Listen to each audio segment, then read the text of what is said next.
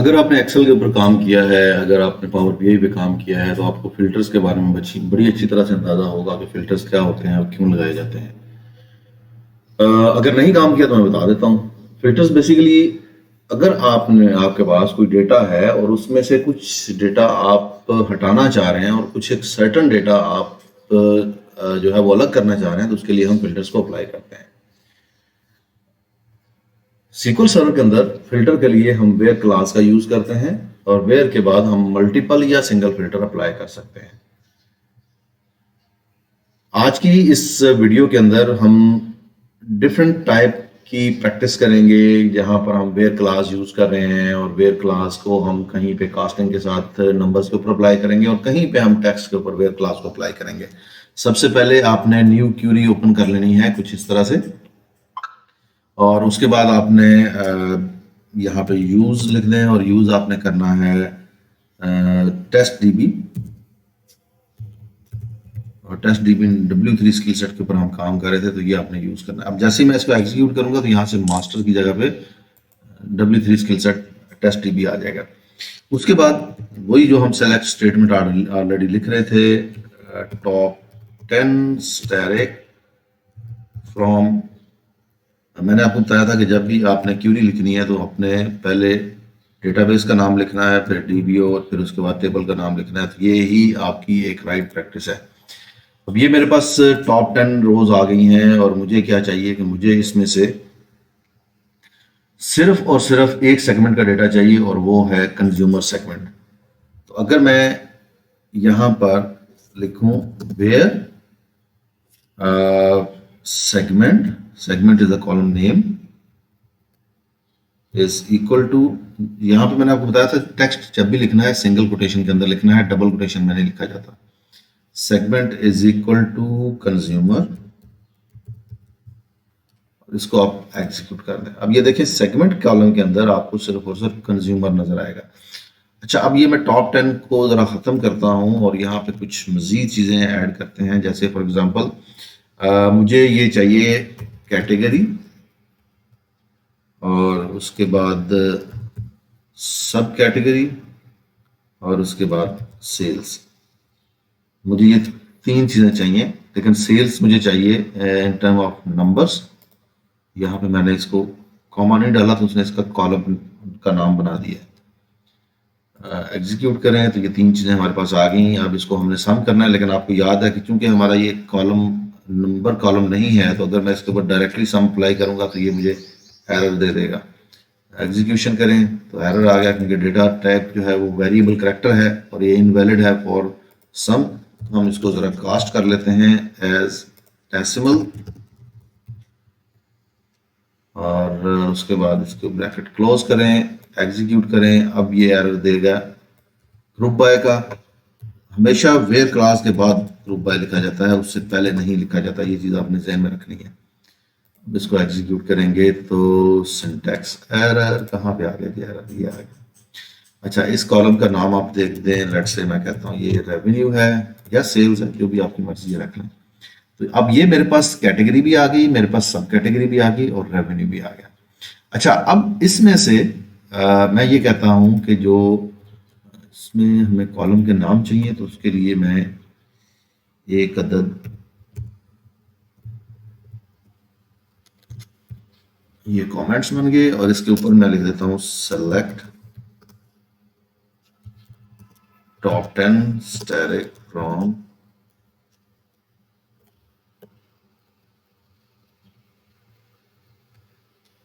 .dbo.global superstar। जरा इसको भी एग्जीक्यूट करके देख लेते हैं। मैंने आपको बताया था कि जब आपने सिंगल क्यूरी पूरे उस सेट में से एग्जीक्यूट करनी है तो आपने उसको सिलेक्ट कर लेना है।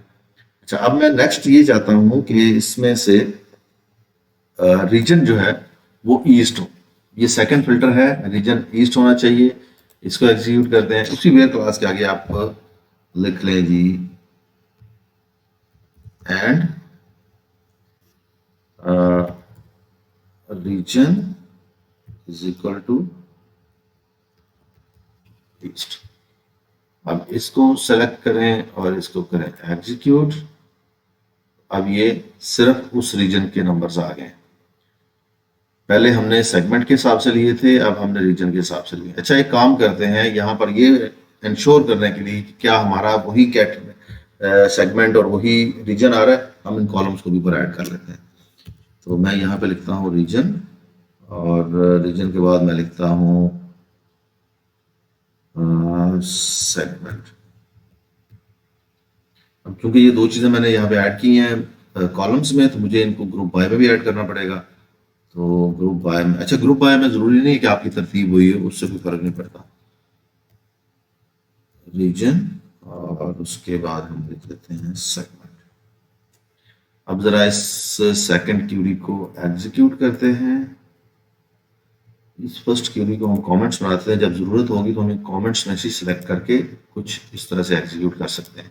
अब हमें सिलेक्शन नहीं करनी पड़ेगी, ऐसी हो जाएगा। अब देखें, रीजन के हमने रीजन पे फिल्टर लगाया था कैटेगरी का, और सेगमेंट पे कंज्यूमर का, सॉरी रीजन पे ईस्ट का, सेगमेंट कंज्यूमर, और कैटेगरी और सब कैटेगरी और रेवेन्यू। अच्छा, अब ये जो रेवेन्यू है इसके ऊपर ज़रा थोड़ी सी मजीद कैलकुलेशंस करते हैं। प्रॉफिट ले लेते हैं इसका यहाँ पे। तो मैं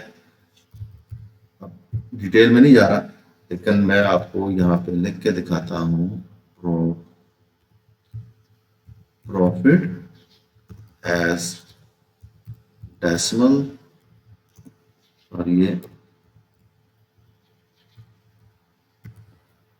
यहाँ पे कॉमा डालना। जब आप इसको एग्जीक्यूट करेंगे तो आपको पता चल जाएगा कितना प्रॉफिट आया है उसी कैटेगरी का, सब कैटेगरी का, सेगमेंट्स में, कंज्यूमर और रीजन में ईस्ट को लेके।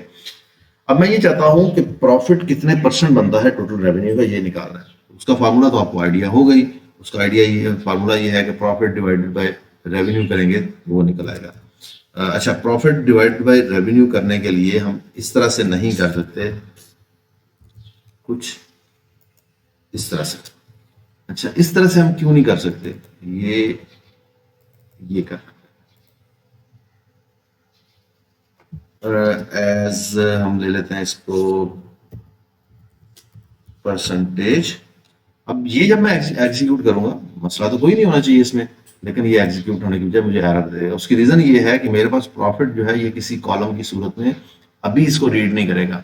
दो तरीकाकार है इसको करने के। पहला तरीका ये है कि यहाँ पर ये सारे का सारा फॉर्मूला लिखें प्रॉफिट का और रेवेन्यू का। तो ये मैंने लिख दिया प्रॉफिट, और ये लिख दिया रेवेन्यू, और उसके बाद कुछ यूं कर लेते हैं। अब इसे एग्जीक्यूट करें तो ये नंबर आपको दे देगा, और परसेंटेज का नंबर भी कुछ इस तरह से दे देगा। लेकिन ये तो था एक तरीका। दूसरा तरीका क्या है? दूसरा तरीका ये है कि आप एक और सिलेक्ट स्टेटमेंट लिखें, सेलेक्ट स्टैटिक फ्रॉम, और यहाँ पर ब्रैकेट ओपन करें, लास्ट पे जहाँ पे आपकी क्वेरी एंड हो रही थी उस पर क्लोज कर दें, और इस टेबल का कोई नाम दे दें, जैसे मैं इसको कहता हूँ ये टेस्ट टेबल है या टी टेबल है, व्हाटएवर इट इज। तो ये आ गया। अब इसी में हमने ये जो स्टैटिक दिया है इसके बाद हमने बेसिकली कॉमा डालना है और प्रॉफिट डिवाइडेड बाय रेवेन्यू करना है। प्रॉफिट डिवाइडेड बाय रेवेन्यू, और इसका नाम हम रख देते हैं पी, और rest of the thing will remain same. लेकिन लेकिन लेकिन अब ये जो बाकी चीजें हैं इनको ग्रुपिंग नहीं की हमने, तो जिसकी वजह से अब ये देखेंगे ठीक है, स्टैटिक आ गया, ये सारा कुछ हमने सेलेक्ट कर लिया। उसके बाद हमारे पास ये सारे नंबर्स आ गए। ठीक है, हमने परसेंटेज कैलकुलेट किया कॉलम बाय कॉलम, हमने कोई सम या वो नहीं किया, जिसकी वजह से इस तरह से आ रहा है। इसकी आप मल्टीपल डायमेंशंस के साथ प्रैक्टिस करते रहे। मैं आपको एक असाइनमेंट देता हूँ, असाइनमेंट मैं आपको पहले करके दिखा रहा हूँ, लेकिन आप लोगों ने यही असाइनमेंट करके मुझे सेंड करनी है। ये सारे का सारा जो मैंने यहाँ पे स्टेटमेंट लिखी है इसको आप डिलीट कर दें। अच्छा, अब करना आपने क्या है? करना यह है कि आपने एक सेलेक्ट स्टेटमेंट लिखनी है,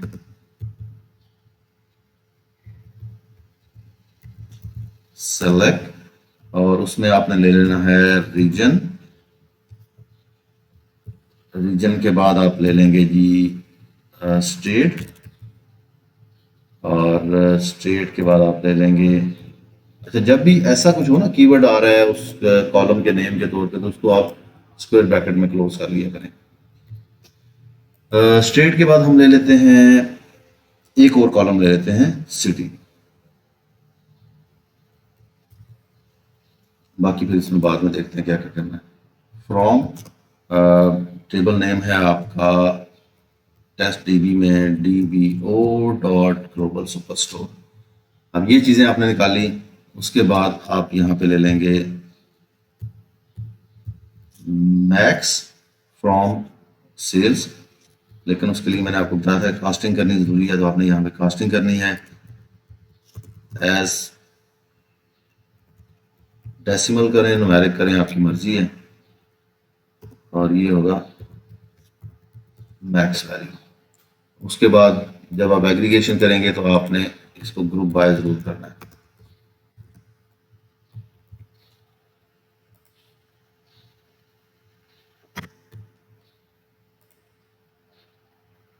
अब ये मैक्स वैल्यू आ गई। अब ये जो मैक्स वैल्यू है ये उस पर्टिकुलर सिटी स्टेट या रीजन का कितना बनता है ये भी आपने निकालना है।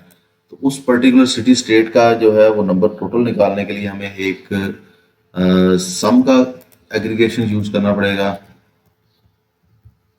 और ये मैक्स वैल्यू की बजाय सेल्स है।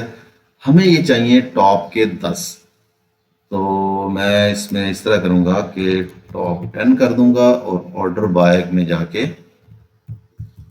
ऑर्डर बाय, अच्छा टॉप 10 किस बेसिस पे करूंगा? टॉप 10 मैं करूंगा जिसकी वैल्यू जो परसेंटेज होगी मैक्सिमम की सेल्स के साथ वो सबसे ज्यादा होगी। वो कुछ इस तरह से है कि आपने ये मैक्स वैल्यू को ले लेना है डिवाइडेड बाय इस सम को ले लेना है, ये आपने, मैं तो कॉपी पेस्ट कर रहा हूँ, आपने टाइप करना है। और ये है जी मैक्स परसेंट, और इसको हम कर देते हैं इसमें कैप। उसके बाद ऑर्डर बाय मैक्स परसेंट कर देंगे आप, और DSC डिसेंडिंग ऑर्डर में।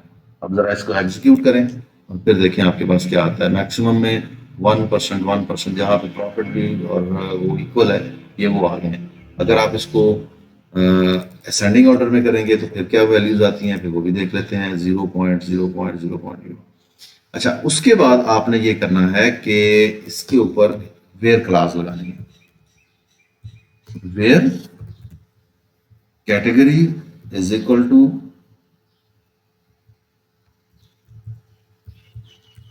फर्नीचर एंड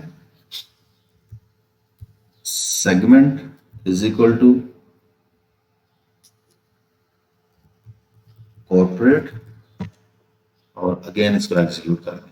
अब आपके पास ये चीजें फिल्टर होकर भी आनी शुरू हो गई हैं। अब यहाँ से शुरू होती है आपकी असाइनमेंट। ये तो वो चीजें हैं जो मैंने आपको करके दे दी। जरा इसका मैं साइज थोड़ा बड़ा कर दूं ताकि आप लोगों को क्यूरी सारी नजर आ जाए वन गो में। अच्छा, अब आपने करना ये है कि इसके ऊपर एक और सेलेक्ट स्टेटमेंट लिखनी है, जिस तरह से मैंने भी आपको लिख के दिखाई थी। यहाँ पे मैंने लिखा था select what ever it is. अब नेक्स्ट सेलेक्ट स्टेटमेंट में आपने ये करना है कि जो आपने मैक्सिमम वैल्यू ली है और जो आपने सेल्स ली है ये दोबारा से लेनी है, लेकिन अब आपने क्या करना है कि ये सिर्फ और सिर्फ ईस्ट रीजन के लिए करना है, और सिर्फ हाँ ईस्ट रीजन के लिए करना है। अब देखते हैं आप इसको कर पाते हैं या नहीं कर पाते। जरा अपना फीडबैक मेरे साथ जरूर शेयर कीजिएगा।